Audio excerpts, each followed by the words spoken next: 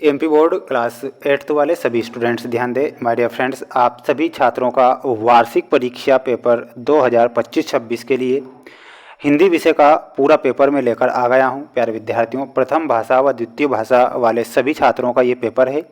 सभी स्टूडेंट्स को ध्यान से इस क्वेश्चन पेपर को देखना है। अगर आपको 95+ % बनाना है तो प्यारे विद्यार्थियों आज ही चैनल को सब्सक्राइब करें और मेरे द्वारा जो प्रश्न पत्र बताए जा रहे हैं उन्हें आप याद करें।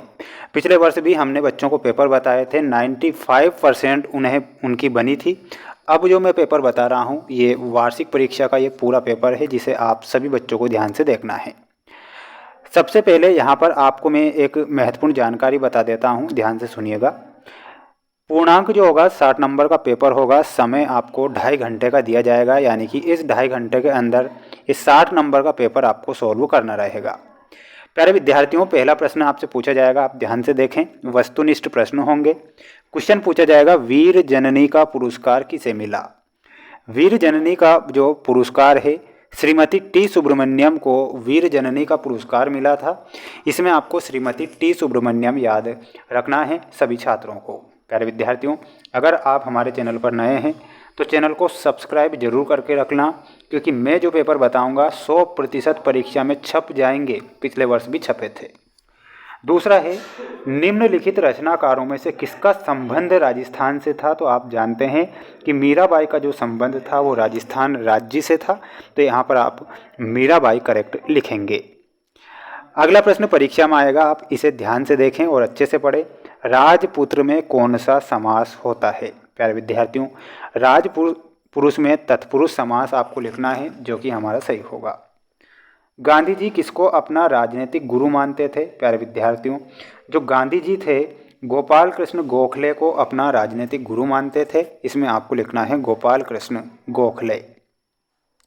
भारत छोड़ो आंदोलन की शुरुआत कब होती है। तो इसमें आपको लिखना है 1942 में भारत छोड़ो आंदोलन की शुरुआत होती है। ये आप सभी बच्चों को करेक्ट ध्यान रखना है। अगला प्रश्न देखिएगा, जिसमें आपको रिक्त स्थान दिए जाएंगे। माय डियर फ्रेंड्स, ध्यान से पूरा पेपर याद कर लीजिए अगर सबसे ज़्यादा नंबर आपको लाना है। महेश्वर नदी के किनारे स्थित है, तो महेश्वर जो शहर है वो नर्मदा नदी के किनारे स्थित है। आपको लिखना है नर्मदा। ना या समझो कि हिंदुस्तान की सोई है, तो ना या समझो कि हिंदुस्तान की तलवार सोई है। तो इसमें आप क्या लिखेंगे, तलवार सही लिखना है। कलुष भेद तम हर प्रकाश भर। इसमें आपको लिखना है प्रकाश। क्या लिखना है, देखिएगा यहाँ पर हमारा सही उत्तर हो जाएगा प्रकाश। जहाँ एक ही वर्ण की बार बार आवृत्ति होती है वहाँ पर कौन सा अलंकार होता है। और आप जानते हैं वहाँ पर अनुप्रास अलंकार सही होगा। आपको अनुप्रास लिखना है। मध्य प्रदेश का गठन सन में हुआ था। तो मध्य प्रदेश राज्य का जो गठन है सन 1956 में मध्य प्रदेश का गठन होता है। इसमें आप लिखेंगे सन 1956। प्यारे विद्यार्थियों, चैनल पर अगर आप नए जुड़े हैं तो आज ही चैनल को सब्सक्राइब करें और अपनी वार्षिक परीक्षा की तैयारी को इतना मजबूत करें जिससे कि आप सभी बच्चों के सबसे ज़्यादा नंबर आएँ। अति लघुत्तरी वाले प्रश्न होंगे जो 2 नंबर में परीक्षा में बनेंगे। आप ध्यान से देखें। कृष्ण ने महाभारत में सर्वोत्तम काम क्या किया था। तो इसमें आपको लिखना है कृष्ण ने महाभारत में सर्वोत्तम काम यह किया कि पांडवों को आत्मविश्वास से भर दिया। तो आपको क्या लिखना है, पांडवों को आत्मविश्वास से भर दिया लिखना है। सभी को कॉपी में लिख लीजिए, छाप लीजिए, आत्मविश्वास से भर दिया। कवि भारत में कौन सा मंत्र भरने की बात कहता है। तो जो कवि है स्वतंत्रता का मंत्र भारत में भरने की बात कहता है। यहाँ पर लिखना है स्वतंत्रता। तीसरा है संज्ञा किसे कहते हैं। तो इसमें आपको लिखना है किसी व्यक्ति, वस्तु, स्थान, नाम या भाव का बोध कराने वाले शब्दों को संज्ञा कहते हैं। ये आप सभी बच्चे याद रखेंगे। संधि किसे कहते हैं। तो 2 वर्णों के मेल से जो विकार उत्पन्न होता है, ध्यान रखिएगा, 2 वर्णों के मेल से जो विकार उत्पन्न होता है उसे संधि कहते हैं। संधि 3 प्रकार की होती है, स्वर संधि, व्यंजन संधि, विसर्ग संधि। छंद की परिभाषा आपको लिखना है।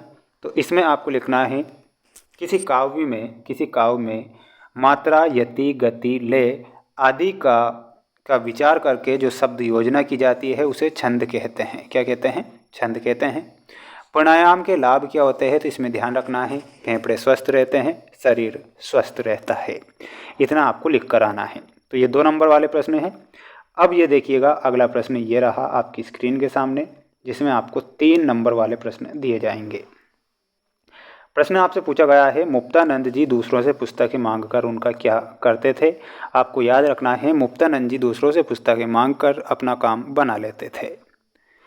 धन पाकर हमें अभिमान क्यों नहीं करना चाहिए, तो इसमें आपको लिखना है, धन पाकर किसी भी व्यक्ति को अभिमान नहीं करना चाहिए, क्योंकि धन का जो स्वभाव होता है वो चंचल होता है। तत्सम व तद्भव शब्द की परिभाषा लिखकर 2-2 उदाहरण आपको याद करके जाना है। पूरा ये पेपर है, पेपर का पीडीएफ अगर आपको चाहिए तो पीडीएफ हमारे ऐप पर मिलेगा। ऐप का नाम है मेंस एजुकेशन ऐप, जिसकी लिंक मैंने डिस्क्रिप्शन में दे रखी है। प्यारे विद्यार्थियों, मेंस एजुकेशन ऐप को इंस्टॉल करना है, वहाँ पर आपको सभी विषय के पेपर मिलेंगे। निम्नलिखित अपठित गद्यांश को पढ़कर प्रश्नों के उत्तर देना है। पूरा ये अपठित गद्यांश पढ़ना है और पूछा गया है गद्यांश का उचित शीर्षक क्या है, तो आत्मनिर्भर बनना ये उचित शीर्षक होगा।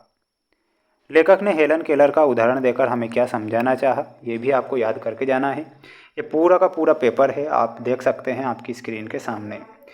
अगला प्रश्न याद करना है आपको, डॉक्टर हरि सिंह गौर का जन्म कब और कहाँ हुआ। अमृता देवी का नारा, जहाज का पक्षी किस बात का प्रतीक है, चित्तौड़ का जौहर क्यों प्रसिद्ध है, तुलसीदास ने किस किस के उद्धार का उल्लेख किया है, पाषाण युग का मानव किस प्रकार का जीवन जीता है, मोहनदास की माँ को बरसात के दिनों में अक्सर भूखा क्यों रहना पड़ा। तो ये पूरा पेपर है जो आपकी परीक्षा में पूछा जाएगा और आप सभी बच्चों को ध्यान से याद करना है। सभी छात्र वीडियो को लाइक करेंगे, चैनल पर नए हैं तो चैनल को सब्सक्राइब करेंगे, क्योंकि पेपर में बता रहा हूँ 101% जो परीक्षा में छपता है। मिलते हैं नेक्स्ट वीडियो में। जय हिंद।